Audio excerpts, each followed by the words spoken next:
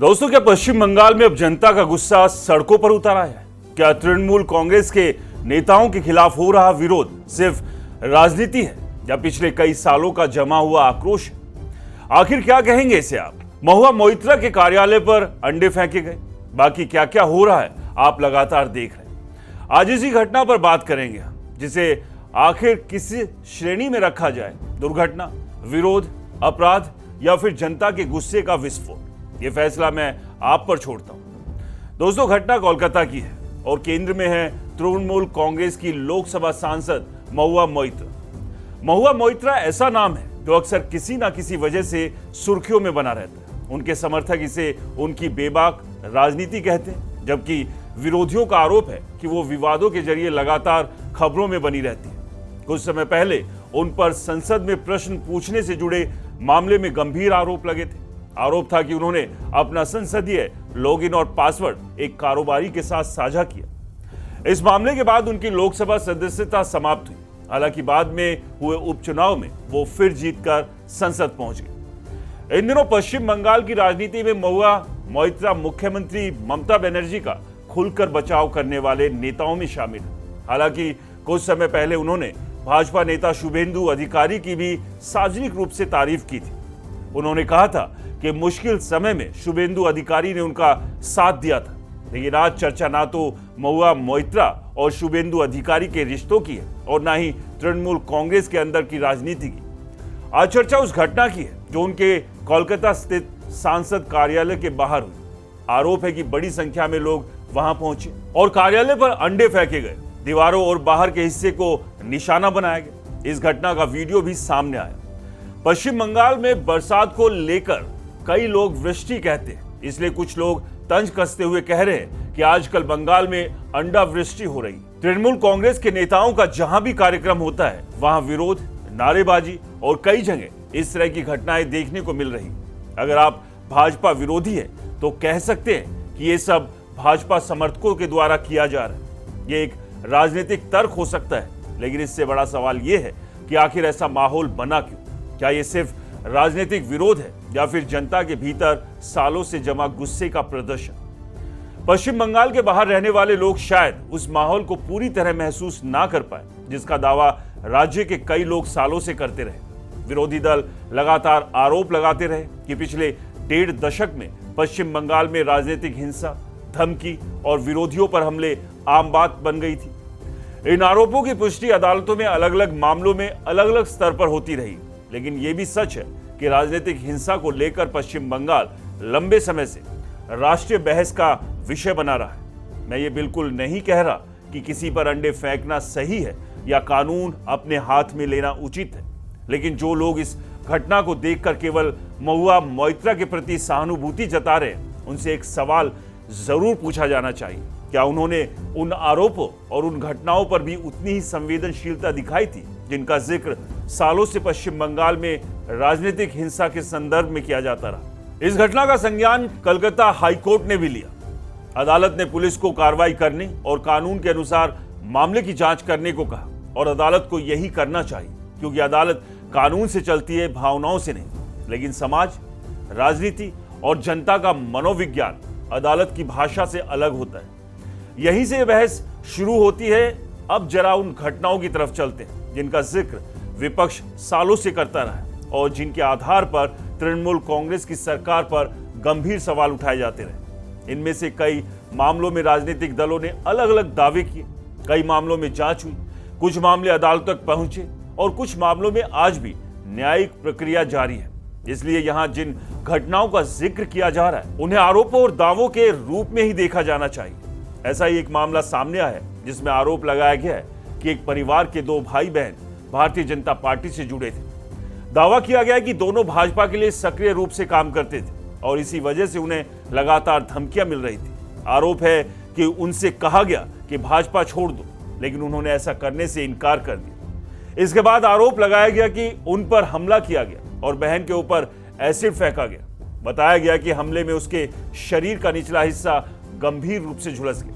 लंबे समय तक उसका इलाज चलता रहा, पहले दूसरे राज्यों में, फिर अलग अलग अस्पतालों में। दावा किया गया कि उसके पैरों में कई सर्जरी करनी पड़ी।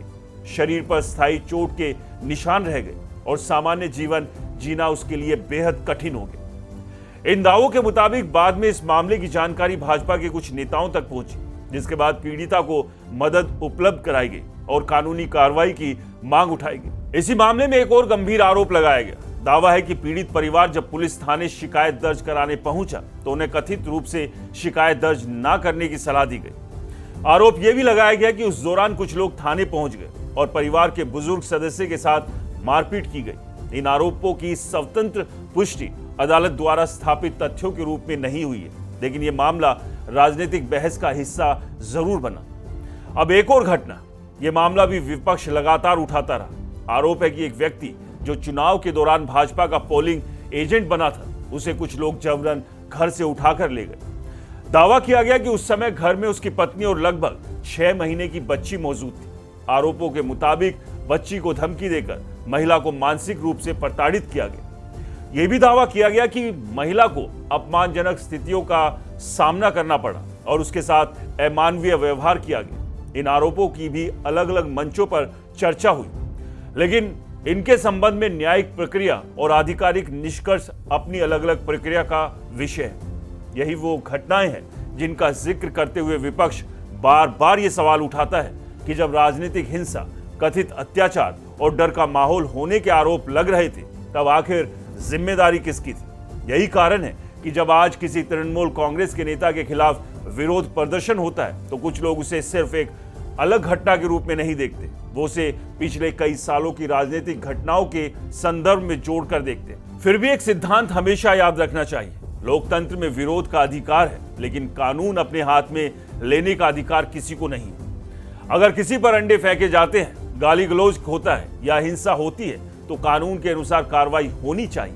लेकिन साथ ही ये सवाल पूछना भी लोकतंत्र का हिस्सा है कि जनता के भीतर इतना गुस्सा पैदा क्यों हुआ?